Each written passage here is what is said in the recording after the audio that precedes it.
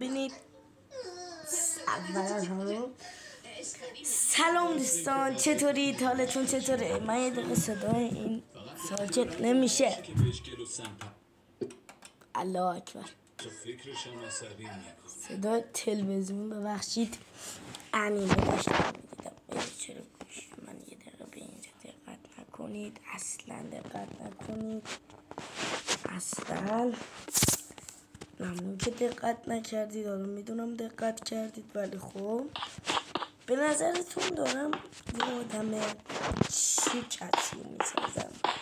واقعا خیلی زمان بود. ممنون میشم اگه لایک ویدیو رو بزنید، واقعا خوشحال میشم و یه کامنت بذارید. دوستان الان ساعت نمیدونم چنده، ساعت 2-3 نصف شبه. من زد به فکرم بیام اینو بسازم، پس لطفا لایک کنید. دهنم پاره شد. آقا حسام الدی باشد، داش حسام عشق ماست.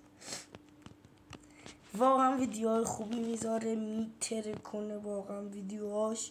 من کلی وقت گذاشتم برای این. لطفا لایک کنید و به چنل حسام الدی یا توی آپارات و یا توی یوتیوب سر بزنید.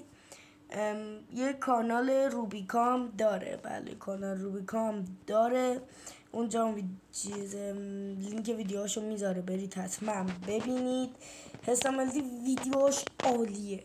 اگه دوست دارید اینجور کسا رو من توی ماینکرافت همین شکلی بسازم، تو کامنت ها بهم بگید. مثلا نگاه کنید، من اینو ساختم، این از تو این ردش کردم، ولی حالا زیادی هم مهم نیست.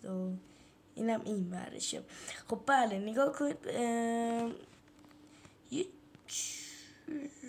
این درست نیست اصلا، هیچی مهم نیست، ازم بهش دقت نکنید. اینم اصلا مهم نیست، بهش دقت نکنید. این مهمه، این نه، این مهمه. عصر اولتران.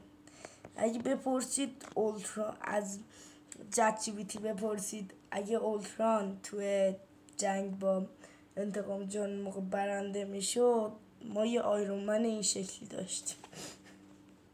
حالا من فقط این تیکش که یه ذره چیز بده، ولی واقعا نکته آموزنده برای فیلم های مارول.